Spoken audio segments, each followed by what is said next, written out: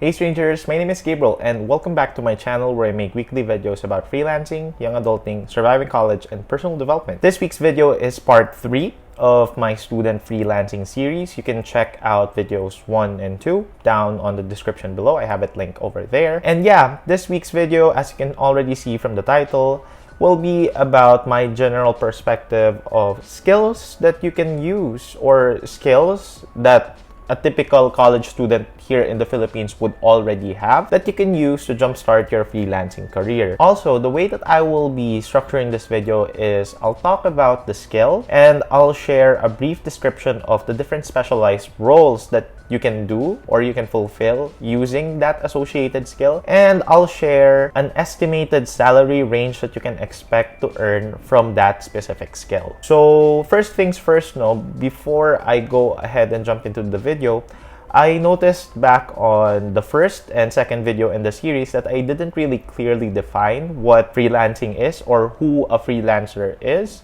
So maybe let's start with that. For those of you who don't know, freelancing or a freelancer is someone who is not bound by a single employer. That means these are people that typically work with multiple clients, doing multiple projects set at their own pace or in an agreed time frame. So, ibig sabihin, ito yung mga taong hindi lang isang company yung pinagtatrabahuan, iba't ibang tao. And this is why you see people using the word freelancer and self-employed interchangeably. Kasi nga, yun precisely. Freelancers are people na they employ themselves and they are the ones who determine kung anong clients yung ipipick up nila, kung kanino sila makikipag-collaborate. So now that we have that out of the way, quick disclaimer for this video.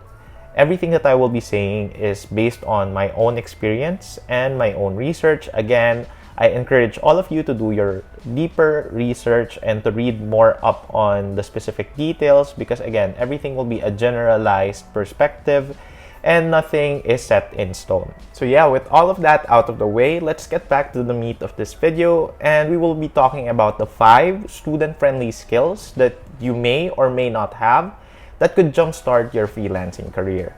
So first on the list is, of course, my favorite skill and the skill that I'm currently using for my jobs, which is writing. I assume all of us have experience writing. Ngayong nasa college tayo or ngayong nasa college level age na tayo, we would have undergone elementary, high school where nag-essay writing tayo, nagsulat tayo ng reflection papers and reflection essays, research papers, etc. and etc. So you would probably have a general idea of how to write, how to structure your writing, proper syntax, proper grammar. And this is one of the most popular skills to use or one of the most popular skills for freelancers. Kasi nga, everyone is always in need of a writer and writing is always in demand. So going to the more specialized roles of writing, kasi nga, writing as a whole is such a big and all-encompassing term and there are certain, divisions, caveats of specific writers of different niches. Going to the more specialized roles would include SEO writers. So SEO stands for Search Engine Optimization. It's a term that's used in digital marketing a lot. Meron rin tayong mga blog post writers. Meron rin tayong mga copywriters. So copywriters, yan, this is for sales and marketing kasi copy is something that is used for ads and marketing campaigns. And we have so many other branches in writing like content manager,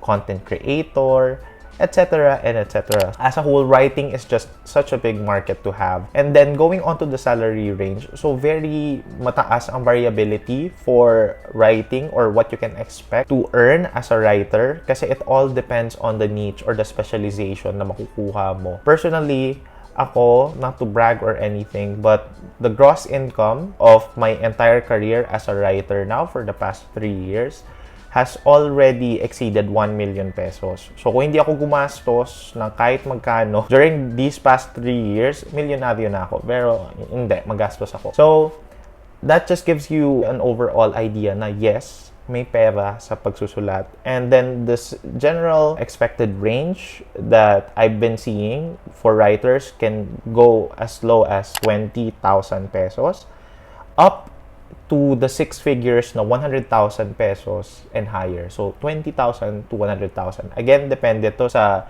niche or sa genre na pinagsusulatan mo. And depende to sa availability mo as a freelancer. Yeah, that's it for writing. The second skill na tingin ko lahat ng college student meron na neto is social media management. So, kung meron kang Facebook, meron kang Instagram, meron kang YouTube, meron kang LinkedIn, meron kang Pinterest, panigurado, you've already encountered social media. You've used social media and you constantly consume social media content. That's why, as a college student, you probably have a general idea of how social media works, ano yung nagte-trending. That's why the more specialized roles of the skills in social media management or social media engagement include the manager ng social media accounts for a particular brand. There are also content creation roles or content management roles in social media management. So, ikaw yung taga-post ng My Day nila, ikaw yung taga-post ng mga pictures, taga-gawa ng mga graphics nila that they will use for their social media engagement. Meron din naman na sa social media management na influencer marketing. So, kung ikaw yung nag-handle ng social media page ng isang brand, baka ikaw rin yung taga-reach out sa mga influencers. So, ikaw yung mag-chat sa kanila sa mga tingin mong kayang makakollaborate ng brand na hinahandle mo. So, those are like the typical things social media management skills would be affiliated with. Yun yung mga roles na you can expect as a social media manager. And then, the expected salary range that I see from online job site can range from 20,000 pesos can reach up to like 60,000 pesos. And this is just for one brand or one social media management client. So again, if ikaw ay isang professional social media manager, you can handle multiple clients. You do the math. But again, that would depend on your availability and your skills as a social media manager. The third skill that I'm going to talk about is a little bit unconventional. It's software mastery or app mastery. So ano yun? So,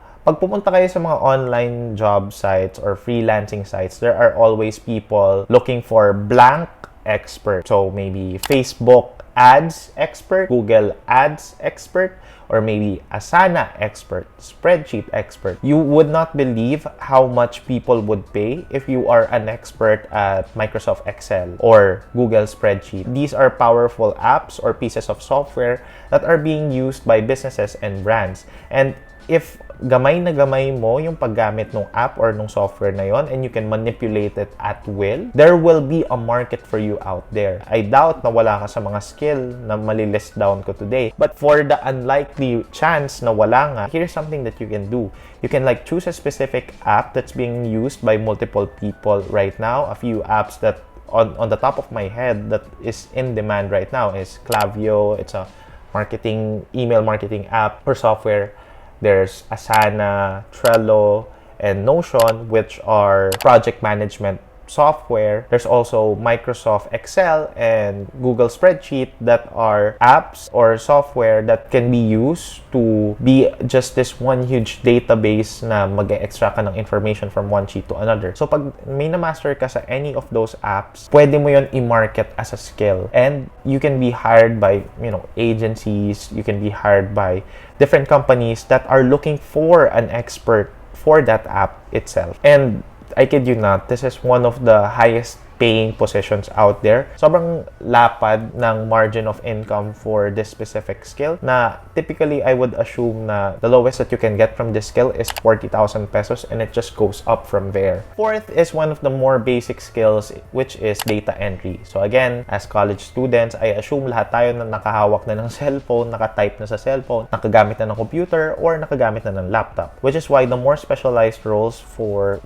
data entry is data entry specialist or being a data entry manager. And the skills that are involved for a data entry specialist or a data entry manager is basically fast typer. So, practice ka na sa mga words per minute ng mga typing ng website. Practicein mo na yung typing speed mo. Kasi typically, people are looking for really, really fast typers. Kasi kayo nga yung number one skill na involved with this type of job or with this type of position. So, a good range to be at would be around more than 100 words per minute sa typing speed. Ang typical na ginagawa ng isang, data entry specialist, maybe you have an ebook and then you need to type it sa Microsoft Word.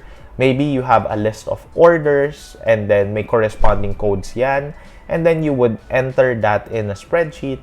So those are the typical things that a data entry specialist would do. And again, it's variable on the role that is involved with that specific position. And then the expected salary range for a data entry specialist is not that high. It's one of the typical entry-level positions sa mga company. So pwedeng 20,000 pesos to around 40,000 pesos per month. Yun yung typical na range for a data entry specialist. The last skill that I think most college students should have, I don't assume na lahat meron neto, pero the fifth skill is proofreading.